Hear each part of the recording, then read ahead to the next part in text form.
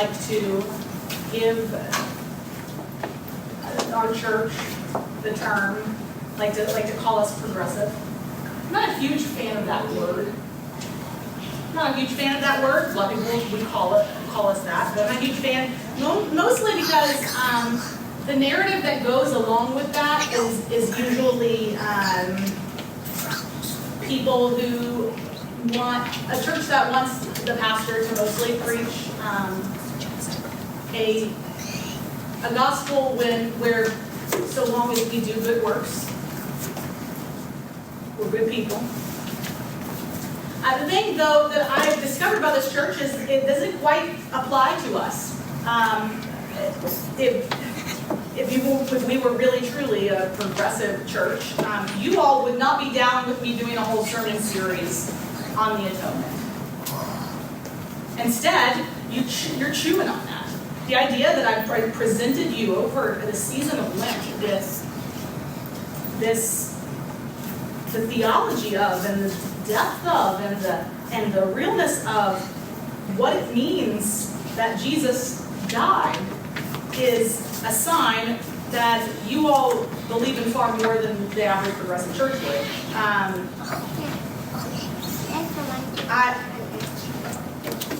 And I say this because there are a lot of Christians, most Christians, that never do this work.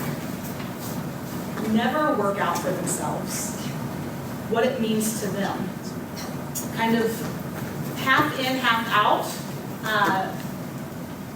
kind of believing, kind of also doubting, not quite sure what I even think about this Jesus cross thing. They continue to come to church and they never take a bite out of it to begin to actually make sense of it for themselves. And so I want to say thank you all for being with me on this journey. This is the real Christian theology kind of stuff, right? So, anybody know the Lion, the Witch, and the Wardrobe? So, C.S. Lewis is going to be with us tonight a little bit. It's a little known fact, C.S. Lewis is numbered among the gospel writers. Right? No, I'm just playing. He's not the gospel writer. Aslan the lion is not actually in the Bible, if you didn't know that. But I will say that this book has been informing Christian imagination since the mid-20th century. Christian imagination specifically around what we believe about Jesus and Good Friday. Lewis's 1950 novel, in this novel, there's a white witch. The white witch who keeps Narnia in perpetual winter. There's a spell on Narnia. They're captive. Narnia just feels like they have, like Israel, held captive. Edmund, she promises him Princeton, not Princeton like the university, Princeton, promises him all kinds of things. And he's prepared to betray his 3 siblings and the kind lion, until Aslan the lion returns to Narnia and the snow begins to melt. And Aslan persuades the white witch to take his life and to set Edmund and Narnia free. Aslan dies, but the next morning, miraculously, is restored to life and slays the witch, conquers her once and for all, going to restore life now not just to Edmund, not just to Aslan, but to defeat all forces remotely connected to the White Witch. What this story does is it kind of gets at each one of the atonement theories a little bit, It gets at substitution a little bit of moral influence, but mostly it focuses on the one tonight, the one perfectly suited for a good wrap-up of this series, the one that most people would think I'd end on, which is Christus Victor. Think of the words. You don't have to write that one down. It's not like recapitulation and things like that. Christus, Christ, victorious. That's all that means. Christ, victorious. That in the death of Jesus, in the resurrection of Jesus, Christ has victory over sin and death, over the forces that be, over the white witch, right? Aslan's intervention it's moving in this book. It's sacrificial, but most profoundly, kind of like David stepping out of the Israelite armies to confront Goliath head on, being the representative of all humankind, perhaps all of creation, against the representative of evil and death and sin, proving victorious in him. So this is the notion of victory, like over death, but also over sin and evil. And this just rules our Easter hymns. You'd think I'd be ending 2.5, whatever, days from now. Do that math in your head, it never works out, right? But you think I'd be ending with this one. Easter hymns are full of this language. Thine be the glory, risen, conquering Son. It's the language of Easter. Ye choirs of New Jerusalem, for Judah's lion burst his chains, crushing the serpent's head, and brought with him from death's domains the long imprisoned dead. Not only does Christ rise, we rise with him. Victory for all, right? You see the origins of humankind's terror in the face of death. These are some of the most primal, visceral claims of all of Christianity. It's the death of death. It's hell's destruction. As the one hymn writer writes, guide me, O thou great Redeemer, O victorious one. I'll say that penal substitution, what we did last time, the whole idea of Jesus, kind of saving us from God's wrath, it has dominated Christian theology for a long time. But maybe I actually think the reason why is because it's the most kind of not the average man version of this story. It's the kind of bougie. It's the bougie atonement theory. Because when you start thinking about, when you think about those for whom judgment has been made, often they're not the ones that know judgment. So it's pretty bougie. If that one's bougie, this one, I will say, this theory is the people's theory. It's been there's been a revival of it recently in liberationist circles because it upholds Christ's final conquest of all the powers that oppress us. Not only death and sin, but also sexism and racism and a host of other forms of oppression. It's the gospel of the African American spirituals. You're going to hear Christus Victor woven all up in an African American spiritual, and the longing of the struggling masses, not the 1%, the struggling masses yearning to be free.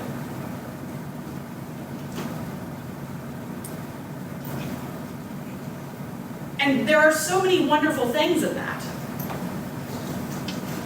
What could be wrong with this?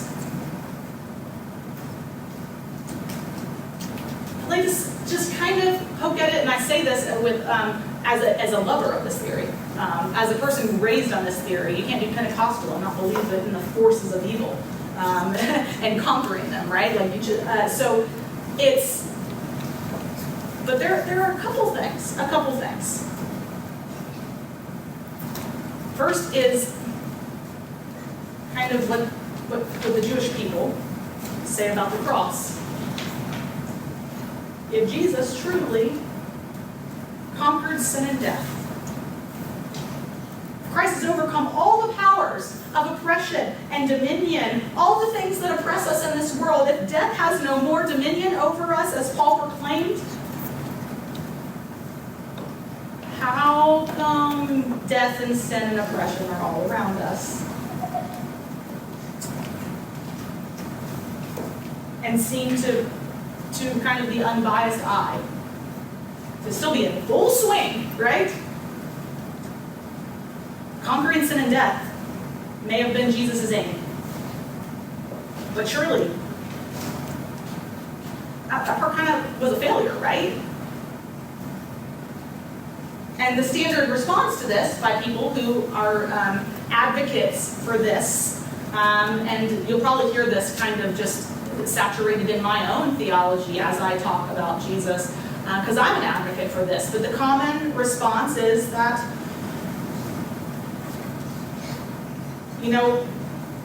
conquering sin and death may have been Jesus' aim, but surely it's going to be fulfilled at the end of days.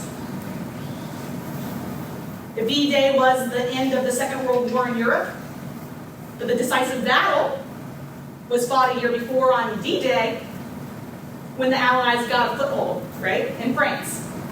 So the cross and resurrection are like D-Day, while the last day is like the E-Day. The problem with this, though, that's kind of the theory. The problem with this and other defenses of this theory is it leaves a whole lot left to happen on the last day, right? What's actually happened? What has been conquered? Wait a minute. Is there any category of sin and evil in this world that you have seen stopped, ended, based on your knowledge of sin and evil in the world, right? What has been stopped? So there's a whole lot left for the last day, right? Kind of makes Jesus out to be like, I can say this as somebody who, it's Jesus's procrastination, I'm a little bit of ADHD. It's like ADHD Jesus. Like, I'm ADHD. You always are believing everything for the end, right? That kind of is what it feels like. And the more God has to do on the last day, the more you wonder what is actually achieved on Good Friday, if anything at all. If you take the victory approach, really, you should be focusing most of your attention on the last day then. We should all be pining for the last day, looking out for the last day, keeping our sights on the last day constantly, right? Which leads us into another camp of people that maybe we don't want to be associated with, who have been marking last days for long past the time that didn't turn out, right? But if that's the case, why did Jesus have to die on the cross at all? If Jesus left everything for the last day, why did Jesus have to die on the cross at all? And what use is the resurrection then, if everything's left for the last day? The victory theory just there's some good questions to ask of it. I'm not sure what victory has been achieved. But then there's this much more far-reaching problem, I think, with the victory theory, which is a serious problem in all of the theories up until now. And it's not, this one is not above it, as much as I love it. It's possibly the biggest reason, and it's the one I'll add tonight. We've talked about all the reasons up till now. The historic theories are flawed. Why today? The criticism of the atonement based on sometimes it's anti-Semitism, sometimes it's kind of really human interest, all about our human depravity and all of this. But here's the reason I think most of them fail miserably, and this one kind of does too. That God's means and God's ends are always the same. I hope you will read Scripture with that in mind. I hope you will use that as a gauge of your own theology. Think about it for a second. God's means and God's ends are always identical. They're always aligned. God does not turn into something or someone totally out of character in order to achieve or secure something. Does that make sense? How can any of those statements possibly be true? They're true not only because God as sovereign has no need or reason to change purpose or character, but they're also true because if God really were to change character,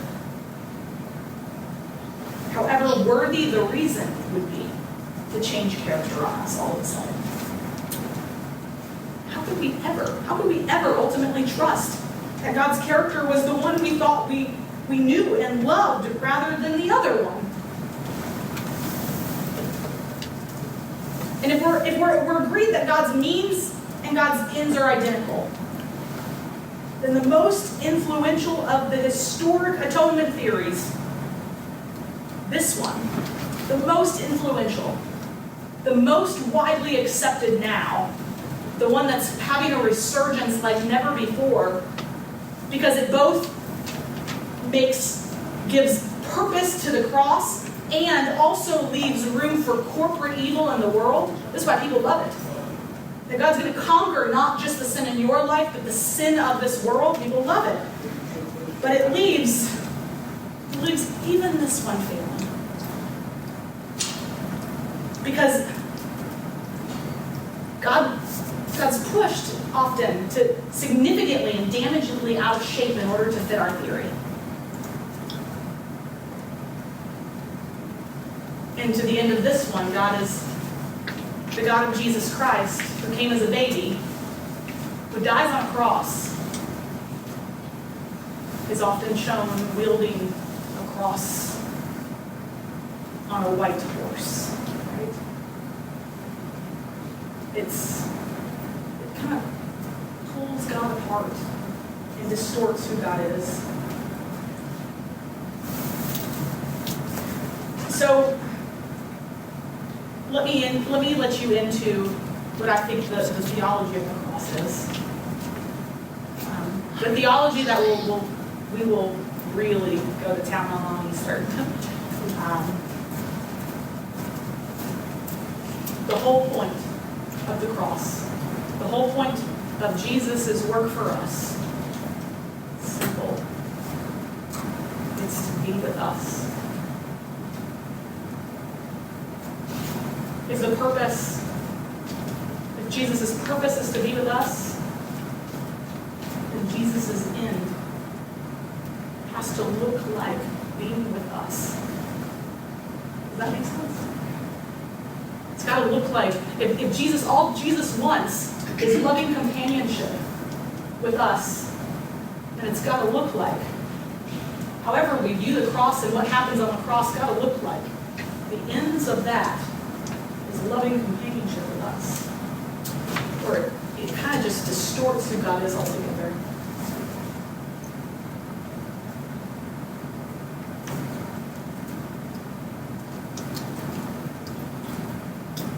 The theology is that God is with us. And on the Via Dolorosa, Jesus had said, think about this, if Jesus had said on that road, as you walked this road tonight, if Jesus had ever said, I can't do it. I can't do it. I'm not up for this. If Jesus had ever said that, for every one of the conventional theories, we would have just packed up, gone home. But a theology of being with changes that completely. Such a move by Jesus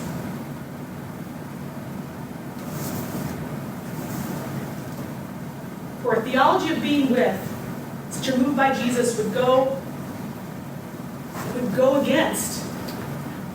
It would go against everything. Do you understand? A theology of being with it would go against everything that God was here for. If Jesus just packed it up and went home.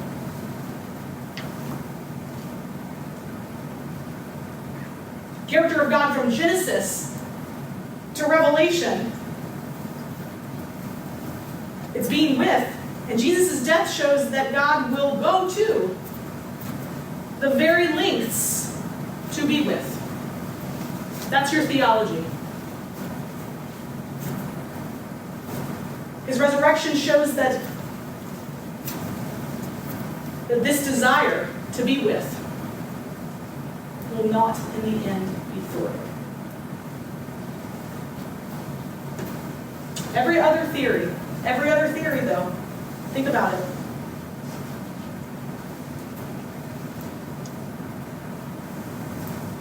If he had said, I don't want it, for the conventional theories, everyone, all of us, couldn't buy into it anymore.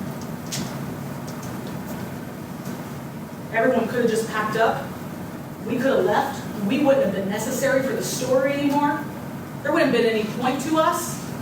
There wouldn't be any point to how you live today. Whether or not you go to church, what you believe, the fact that I'm doing this series. But if Jesus' purpose is to be with you, you matter. It can't happen without us embracing this love by God.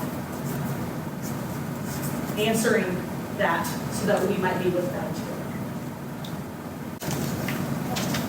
As the band comes forward.